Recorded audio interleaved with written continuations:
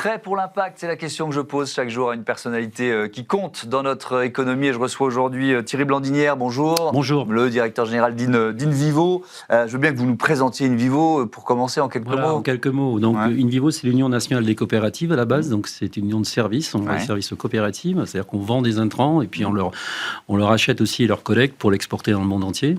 Ça, c'est 2 métiers statutaires. Et ensuite, on s'est diversifié pour créer un groupe agricole et industriel avec le rachat du groupe Soufflet. Donc, on intervient sur toute la filière blé et orge, donc de la semence jusqu'à la baguette de pain. Donc, on est le premier meunier français, premier malteur européen.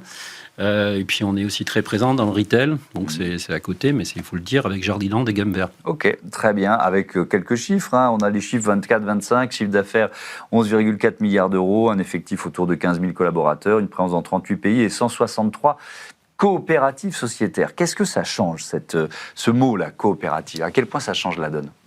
C'est important parce que quand on parle de collectif aujourd'hui, si on veut changer d'échelle, si on veut essayer d'avancer sur les transformations aujourd'hui de l'agriculture, on ne peut pas le faire tout seul. Donc d'abord, c'est les agriculteurs, mais aussi c'est les organisations agricoles qui doivent se mobiliser pour essayer de transformer, de rentrer dans les grandes transformations, les grandes transitions agricoles, environnementales. Et donc, une union nationale sert à ça. C'est-à-dire qu'on réunit l'ensemble des 200 coopératives françaises pour partager des solutions et essayer d'engager les adhérents agricoles, donc les agriculteurs, de ces coopératives dans ces programmes de transformation, en essayant de les sécuriser aussi, autant que faire se peut, sur les modèles économiques.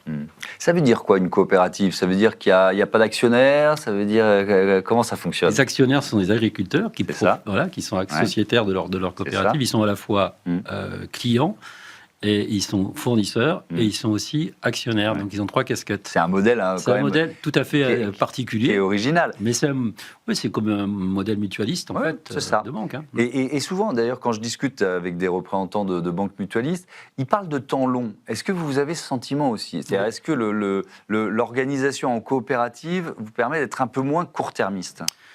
C'est exactement ça, et c'est une force en fait. C'est une force. On voit bien qu'aujourd'hui dans le monde, les gouvernements qui pensent le temps long maîtrisent un peu leur destin, ne subissent pas l'actualité le court terme. Si on voit la Chine, comment est organisée la Chine. Alors malheureusement, c'est pas très démocratique. C'est pas démocratique, mais en fait, ils pensent le temps long. Donc on peut être démocratique et aussi peut-être s'inspirer de certains modèles qui pensent le temps long. Et le monde coopératif, c'est ça. C'est essayer de penser le temps long. On vit tout le temps avec des crises. Tous les ans, il y a une nouvelle crise, c'est assez incroyable depuis 4 ans. Dernier impacté, on se dit, mais quand même, le point d'arrivée, ça va être quoi? Comment on embarque notre groupe, nos adhérents? Et donc, comment on réfléchit au futur? Et on s'accroche à ça, parce que ça donne une espérance, en fait, en disant, nourrir, ça va être essentiel. Nourrir, c'est essentiel. Donc, les agriculteurs sont essentiels. Vous êtes essentiels. À partir de là, comment on construit l'avenir? Et alors, justement, comment vous imaginez l'agriculture française dans... On va dire temps long, c'est quoi? C'est 20 ans, 25 ans. Bon. Est-ce qu'elle sera tout biologique? Est-ce qu'on sera encore dans une agriculture conventionnelle? Est-ce qu'il y aura une 3e voie? Comment vous l'imaginez, ça? C'est une bonne question. Qui a la réponse? Mais en tout cas, on voit les trajectoires. Donc, on avait fait une étude Résilience 2050 qui mesure les impacts climatiques, notamment sur les cultures, comment vont évoluer les cultures demain dans le sud de la France. Imaginez qu'en 2050, on aura le climat de Barcelone à Périgueux. Donc, vous imaginez les impacts sur les cultures du sud-ouest. Donc, il faut vraiment penser l'avenir et dire qu'est-ce qu'on va produire dans ces régions. C'est d'abord ça. Qu'est-ce qu'on produit, qu'est-ce qu'on plante, qu'est-ce qu'on produit. Et du coup, si on réfléchit à qu'est-ce qu'on plante, c'est comment on prend en compte, du coup, une nouvelle agriculture plus en phase avec les enjeux environnementaux. Et la qualité des sols, la biodiversité, c'est essentiel. Et donc, c'est le moment où il faut décider. C'est-à-dire, comme cette vision en 2050, comme on est sur le temps long dans l'agriculture et qu'il faut du temps pour lancer des cultures, c'est maintenant qu'on doit prendre des décisions. Et ça, c'est pas évident, c'est pour donner des trajectoires. Donc, quel type de ferme, quelle taille, quel prix, quelle compétitivité, quel modèle économique. Et ce sont des questions qui sont compliquées et complexes parce qu'il y a des enjeux, bien évidemment, environnementaux certes, mais aussi sociétaux. Comment va évoluer la ferme France? Mais ça dépend des régions. Vous parlez d'agriculture régénératrice. Voilà. Le mot est beau, mais qu'est-ce que ça veut dire?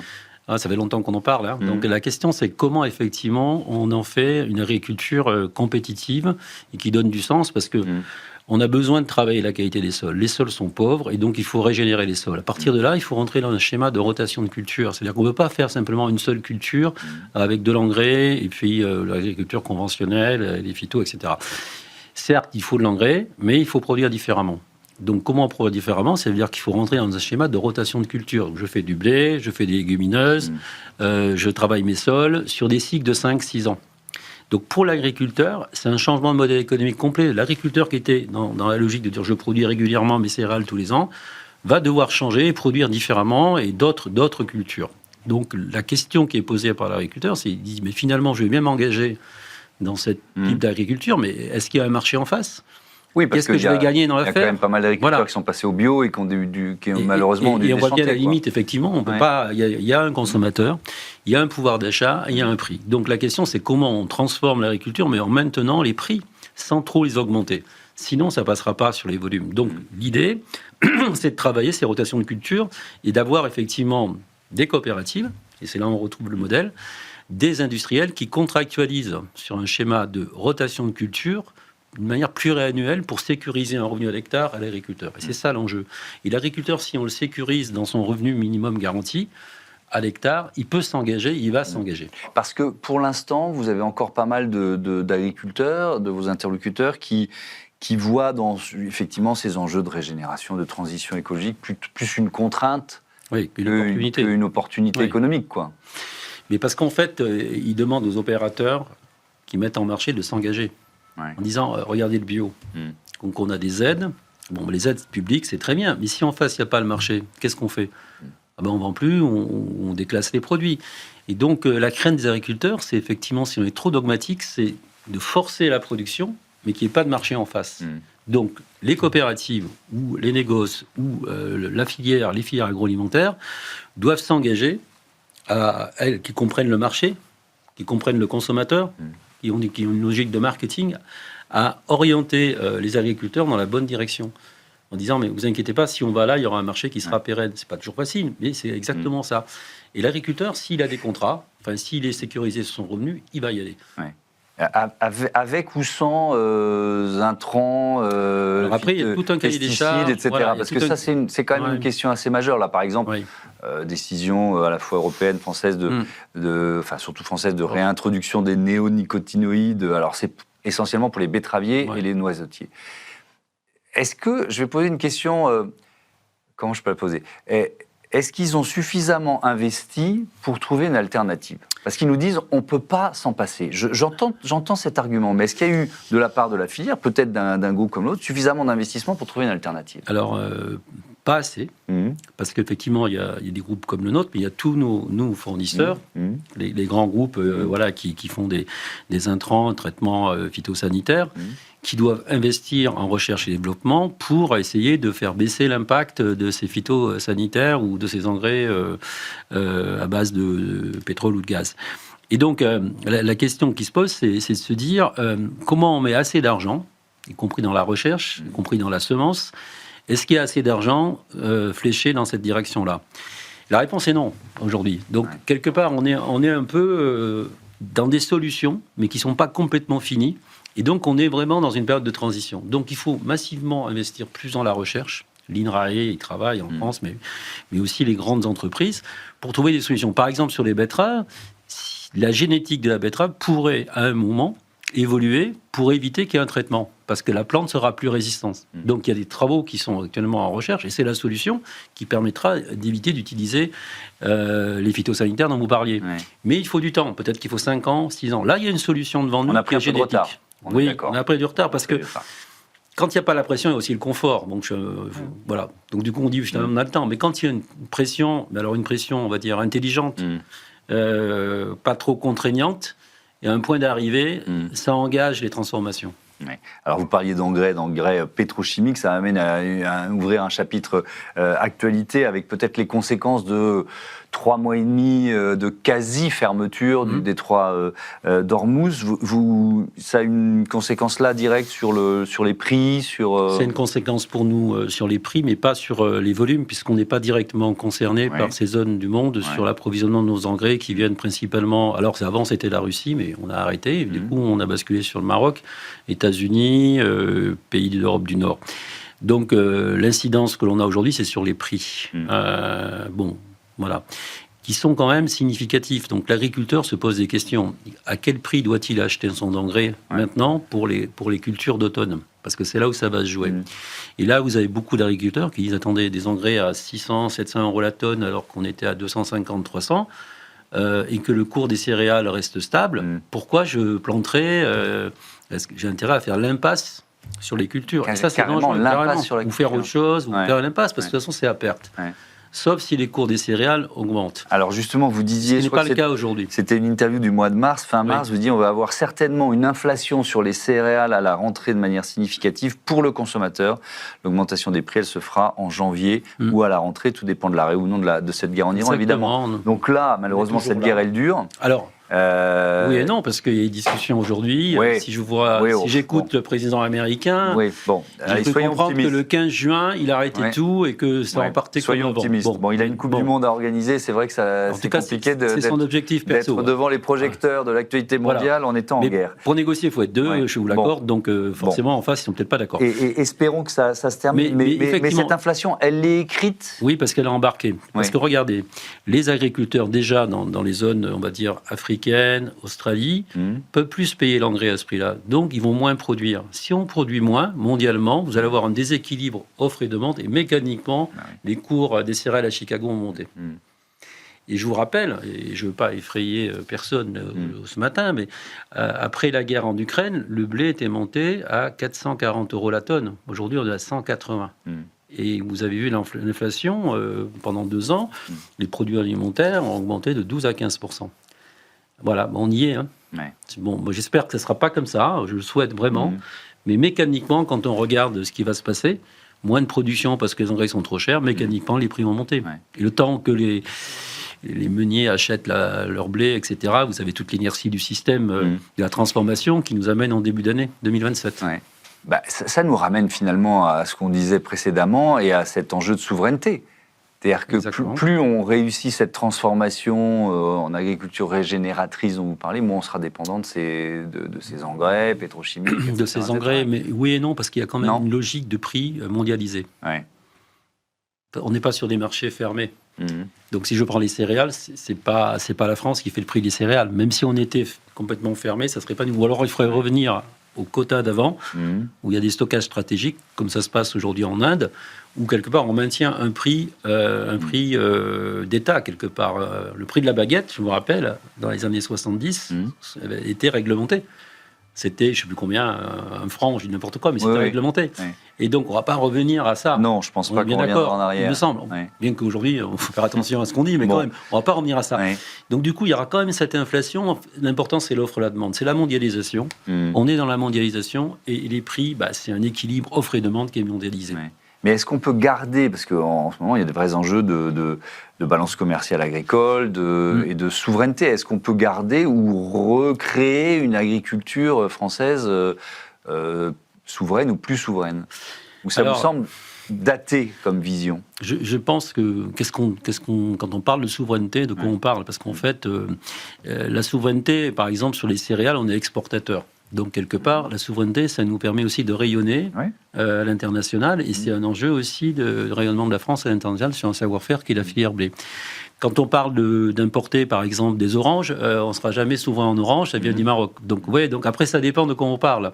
Mais sur l'essentiel, je pense vraiment que la France est un grand pays agricole qui a un potentiel incroyable. Il faut juste le prendre en compte, l'organiser, gagner en compétitivité dans nos infrastructures, parce qu'il y a énormément d'intermédiaires aujourd'hui qui coûtent dans la chaîne de valeur, et puis penser le temps long. Et je pense qu'on peut être souverain à l'échelle française dans certaines cultures, et on peut être souverain surtout à l'échelle européenne, parce que là, ça permet de mixer les différentes filières. Et on peut être souverain dans la logique où notre agriculture pourrait être beaucoup plus vertueuse à l'échelle européenne. Et du coup, on pourrait peut-être travailler un système de taxes, parce que c'est à la mode à l'importation, pour quelque part bloquer certains produits, en mettant des taxes peut-être pas très chères pour créer l'inflation, mais symboliques qui pourraient monter pour des importations qui ne respectent pas les cahiers des charges européens. Une dernière question d'actu. Vous parliez de céréales qui concernent l'Ukraine et donc les céréales, parce que l'Union européenne relance, active le processus d'adhésion de l'Ukraine. Moi, je juge que symboliquement, c'est essentiel. Mais après, pour un secteur, en l'occurrence les céréales françaises, c'est quand même un sacré concurrent, l'Ukraine. C'est un sacré concurrent. Tout est possible, mais il faut qu'ils respectent les normes européennes. Même si, leurs terres sont plus riches, sont plus compétitifs, ça fait partie du jeu. Encore faut-il qu'ils respectent les normes européennes, qui s'inscrivent dans la même logique européenne. Ils n'auront pas besoin d'aide, ils sont compétitifs, mais au moins qu'ils fassent les efforts environnementaux. Ils ne les font pas pour l'instant. Ils ne les font pas suffisamment. Ouais. En plus, c'est un temps de guerre. De toute façon, un processus d'adhésion, c'est un processus long. Mais sur le long terme, pourquoi pas. Ouais. Mais du coup, ça va nous obliger d'investir en Ukraine, nous aussi. C'est pour ça qu'on y est déjà. On y était déjà. Maintenant, on va essayer de réactiver. Parce que du coup, quand un groupe comme Invivo doit être européen, ce qui nous permet de faciliter la fluidité, de la liquidité du marché, vous voyez. Et donc, il faut qu'on soit présent aussi en Ukraine, à Odessa. Si ça repart, ce serait plutôt une bonne nouvelle. À nous d'équilibrer l'ensemble. On va parler un peu de financement de la transition, de la transformation de notre agriculture. Et c'est la question que l'une de nos invitées la semaine dernière, Marion Enzer, qui est directrice générale de Ferme d'Avenir, a voulu vous poser. Bonjour Thierry. Nous, chez Ferme d'Avenir, on voulait savoir si vous seriez prêt à expérimenter la comptabilité écologique au sein de vos fermes avec nous. C'est tout simple. La comptabilité écologique, est-ce que vous en avez déjà entendu parler? Est-ce que ça pourrait vous intéresser? Ça pose la question du financement de la transition, d'une certaine façon. Le financement, le levier de financement qui serait idéal, ce sont les crédits carbone. Ouais. Aujourd'hui, ça ne fonctionne pas bien parce qu'on a du mal à faire un marché mondial du crédit carbone. Le crédit carbone, c'est valoriser en fait la qualité des sols, qui capte du carbone au sol, etc. Et donc, il y a un prix de marché qui est trop bas aujourd'hui, qui ne fonctionne pas. Et pour différentes raisons, mais il faudrait relancer cette idée.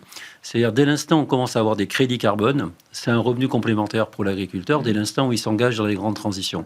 Et là, il y a des leviers qui sont très intéressants. Alors, pour que ça fonctionne, il faudrait avoir des crédits carbone autour de $50 minimum, 50 € la tonne. En termes de marché, on est autour de 20, 30 maxi, et encore, c'est pas fluide. Et qu'est-ce qui fait que les cours sont aussi bas?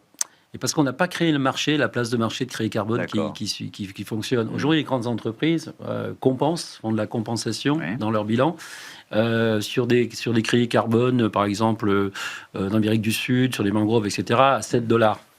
Mais du coup, il faudrait valoriser les crédits carbone dans l'agriculture, parce que l'agriculture, ça a un sens, ça nourrit la planète. Et donc, si on arrivait à créer ce cercle vertueux de dire à ces grands groupes qui font de la compensation aujourd'hui, de flécher leur compensation vers du crédit carbone agricole, on aura un levier financier formidable. La transition, la transformation, elle coûte cher dans tous les secteurs, notamment l'agriculture. Qui porte le coût aujourd'hui, principalement? Ce sont les opérateurs, c'est Invivo qui finance, il faut trouver des partenaires financiers aussi, ce sont les filières agroalimentaires. Donc c'est beaucoup d'argent effectivement engagé. Alors, c'est sûr qu'il en manque toujours, on n'en a jamais assez, donc il y a des choix à faire, des priorités. Et c'est vrai que quand on investit, on cherche plutôt un retour rapide sur 5-7 ans. Donc investir sur le temps long, 10-15 ans, aujourd'hui, pour les opérateurs économiques, c'est extrêmement difficile sans avoir des aides, des structures. Est-ce qu'il faudrait que ce coût il soit mieux partagé, peut-être par exemple avec la grande distribution, ou même nous, consommateurs? Ça repose la question du prix, quoi. Ah ben oui, j'ai vu la chaîne de valeur et puis le camembert avec les différentes marges. Sur l'étude qui a été faite par le Sénat. Ouais. Et j'ai vu les réactions aussi des distributeurs et de beaucoup. Oui, qui considéraient qu'ils étaient injustement montrés du doigt. Mais bon. Il y a une part de vérité quelque part, parce qu'en fait, les marges nettes, c'est 1%. Mais vous savez, dans les filières, on ne gagne pas beaucoup d'argent. Chacun se bat pour gagner 1 ou 2% de résultats nets à chaque étape de la filière. Donc, si vous prenez les marges brutes, ça paraît considérable, mais derrière, il faut financer des CAPEX. Pour ouvrir des magasins, il faut qu'ils financent aussi leurs CAPEX. Les outils industriels, c'est très cher. Tout ça, il faut le financer. Et ça garantit la sécurité alimentaire. Mais les marges sont pas très importantes. Donc, quelque part, tout est très, très tendu. On est sur des métiers de centimiers. Et donc, et puis le consommateur, il n'a pas envie de payer trop cher. Et l'agriculteur, il veut quand même avoir son revenu pour produire. Et au milieu, vous avez une chaîne alimentaire peut-être qui mériterait d'être un peu plus concentré pour être plus compétitif. C'est le travail sur lequel on est aujourd'hui. Mais cette agriculture régénératrice que vous prônez, pour changer d'échelle, il va falloir quand même un soutien financier un peu plus massif. Alors c'est quoi? C'est les pouvoirs publics? Alors il y a la PAC. Donc il y a quand même des aides. Donc la PAC, c'est un grand débat. Hein. Je suis en négociation aujourd'hui sur la PAC 2032.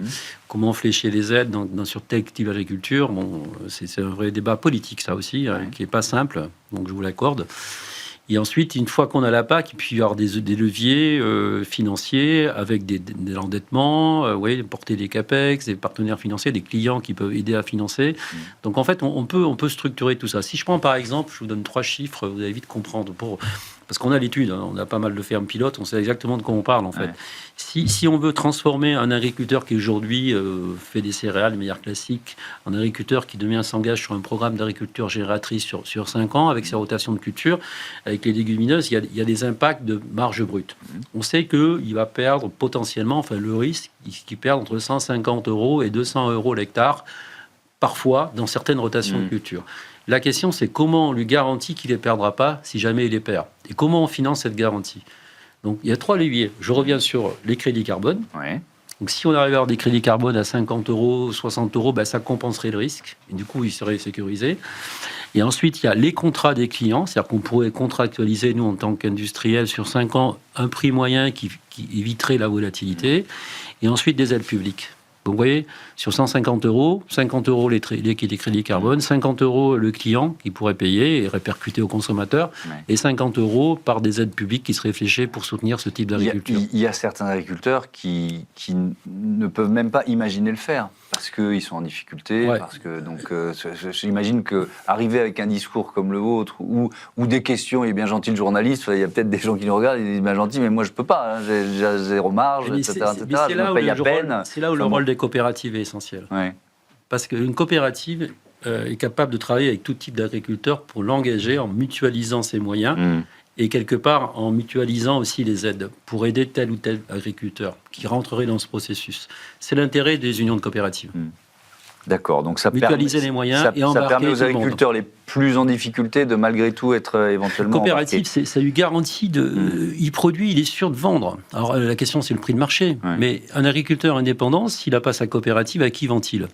Il est au marché. Vous voyez, donc il y a quand même une sécurité. Une coopérative vend des intrants, mais l'agriculteur ne paye pas ces intrants. Il les paye 9 mois après par compensation. Donc la coopérative fait la banque.